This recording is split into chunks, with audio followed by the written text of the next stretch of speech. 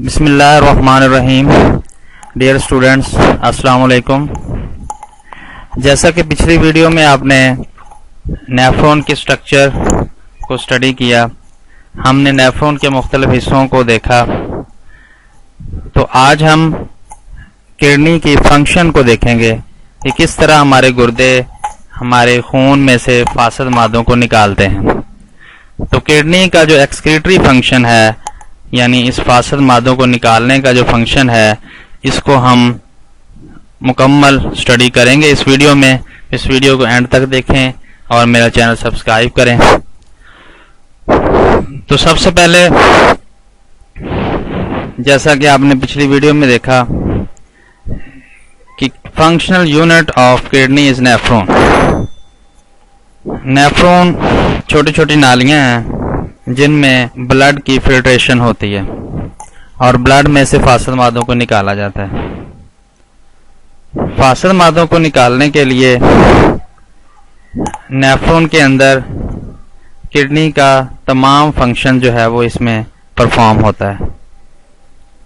Kidney के function को हम 3 स्टेप्स में डिवाइड करते हैं।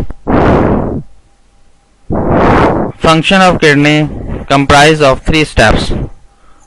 First step is glomerular filtration. Second step is selective reabsorption. And third step is tubular secretion. अब हम नेफ्रॉन की स्ट्रक्चर को देखकर इसके मुख्तलिफ फंक्शंस को स्टडी करेंगे। सबसे पहला स्टेप है ग्लोमेरुलर फिल्ट्रेशन। जैसा कि आप जानते हैं कि फिल्ट्रेशन का मतलब है किसी भी मेम्ब्रेन के थ्रू स्मॉल मॉलिक्यूल्स का क्रॉस करके मूव करके दूसरी तरफ चले जाना और लार्ज मॉलिक्यूल्स का पीछे रह जाना। ये आपके सामने दिखाया गया है रीनल कार्पसल, जिसमें ये cup shape structure Bowman capsule होता है और ये ग्लोमेरुलस है। ब्लड एफरेंट आर्ट्रियोल के जरिए यहाँ ग्लोमेरुलस में आता है और प्रेशर के साथ आता है, और ब्लड प्रेशर के साथ जब ग्लोमेरुलर में आता है तो इसमें से जो स्मॉल मॉलिक्यूल हैं, जिनमें water molecule, glucose, amino acids and urea, तमाम जो छोटे मॉलिक्यूल हैं वो क्रॉस करते हैं। क्रॉस करके ट्यूब्यूल में आ जाते हैं, यानी बोमेन कैप्सूल की इस पोर्शन में आ जाते हैं।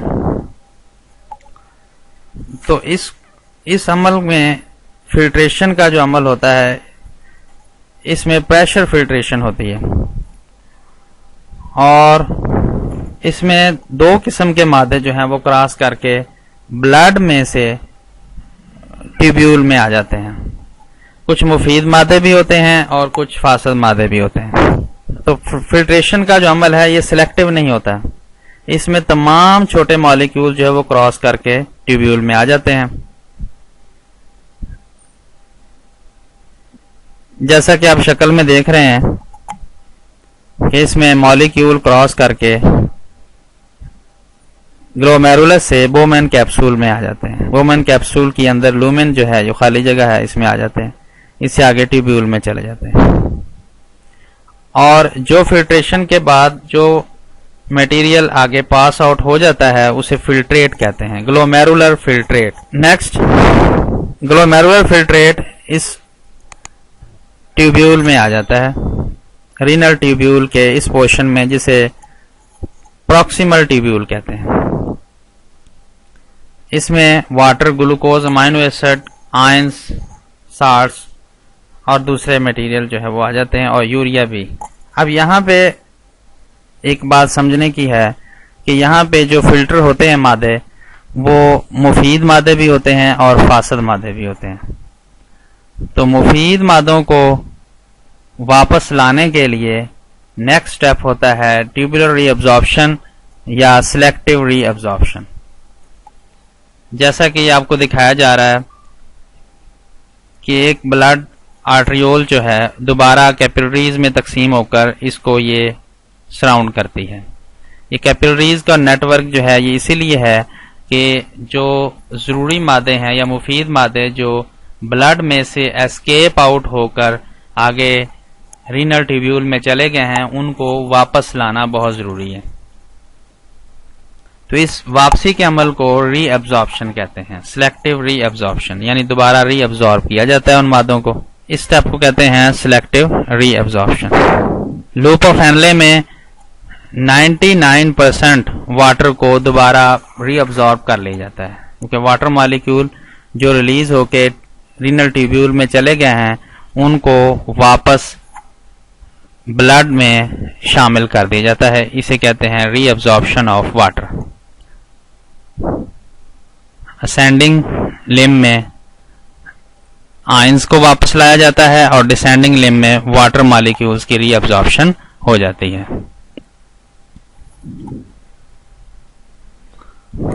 नेक्स्ट स्टेप है ट्यूबुलर सिक्रीशन। ट्यूबुलर सिक्रीशन में जो डिस्टल ट्यूब्यूल में ट्यूबुलर सिक्रीशन होती है, ये है डिस्टल ट्यूब्यूल। ये जो तीसरा पोर्शन है इसमें ट्यूबुलर सिक्रीशन होती है। ट्यूबुलर सिक्रीशन का मतलब ये है कि अब ब्लड में से कुछ आयंस को, कुछ मॉलिक्यूल्स को वापस ट्यूब्यूल में लाया जाता है, इसे कहते हैं ट्यूबुलर सिक्रीशन।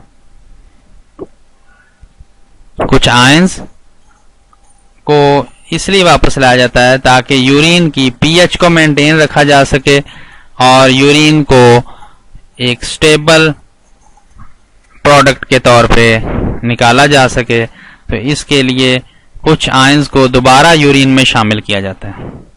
जैसा कि पहले देखा, पहले स्टेप में ग्लोमेरुलर फिल्ट्रेशन में कुछ मादों को ब्लड से ट्यूब्यूल में लाया गया, फिर रीअब्जॉर्प्शन में ट्यूब्यूल से ब्लड में लाया गया। अब कुछ मादों को ब्लड से वापस ट्यूब्यूल में लाया जाता है और ट्यूब्यूल से आगे यहाँ पर मुकम्मल यूरिन फॉर्मेशन का अमल मुकम्मल हो चुका है 3 स्टेप के बाद, और जो यूरिन बन जाता है उसको कलेक्टिंग डक्ट में छोड़ा जाता है। यूरिन बनकर कलेक्टिंग डक्ट में दाखिल होता है, जिससे उसको किडनी के अगले प्रोसेस के तहत उसको वापस निकाला जाता है। That is all about 3 steps of urine formation और फंक्शन ऑफ किडनी। किडनी के फंक्शन को 3 स्टेप्स में डिवाइड किया जाता है। That is all about function of kidney. उम्मीद है आपको समझ आ गई होगी। मेरा चैनल सब्सक्राइब करें, वीडियो को लाइक करें, शेयर करें। Thank you very much. Allah Hafiz.